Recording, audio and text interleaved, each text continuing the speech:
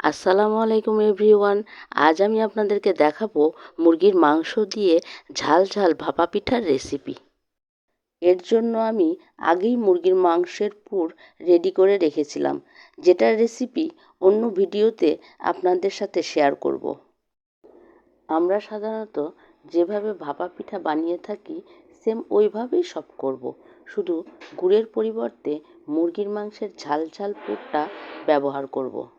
সব কিছু ঠিকঠাক করে ঝাল ঝাল ভাপা পিঠা আমরা চুলায় বসিয়ে দিলাম। পাশাপাশি আমি কয়েকটি গুড়ের ভাপা পিঠাও তৈরি করে নিয়েছি। এভাবেই তৈরি হয়ে গেল মুরগির মাংসের ঝাল ঝাল ভাপা পিঠা। আপনারা টমেটো সসের সাথে সন্ধ্যায় নাস্তা হিসেবে খেয়ে দেখতে পারেন। রেসিপিটি ট্রাই করে আমাকে অবশ্যই জানাবেন।